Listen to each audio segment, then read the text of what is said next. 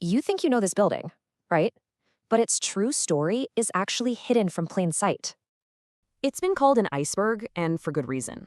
What you actually see is just the tip. Most of it, its secrets, its command centers, are all buried deep underground. So let's start with its first life. Back in 1792, Washington picked a spot in a swamp. But here's the thing, it had a fatal flaw built right in, a beautiful but highly flammable wooden core. So, as you can probably guess, its first life was pretty short. It ended in total catastrophe. In 1814, the British set it on fire, and that timber skeleton, well, it became a furnace. The heat was so insane, the stone itself started to crack. Just a crumbling shell was left. But the house had to survive, so its second life rose right from the very same ashes. But how do you hide all those fire scars? Simple. You paint it white. And an icon was born. Here's the crazy part, though.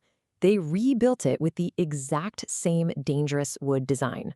So its third and fourth lives were really just a slow death, as the house kept getting heavier. It was literally sinking. People said you could hear the house scream when a truck drove by.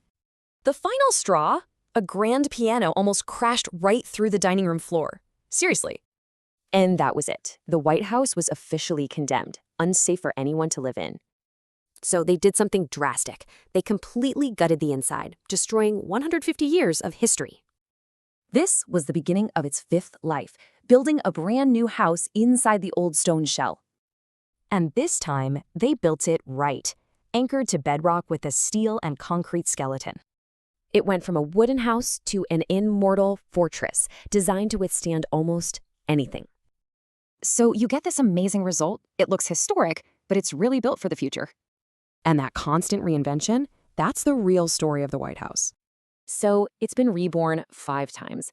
It makes you wonder, what will its sixth life look like?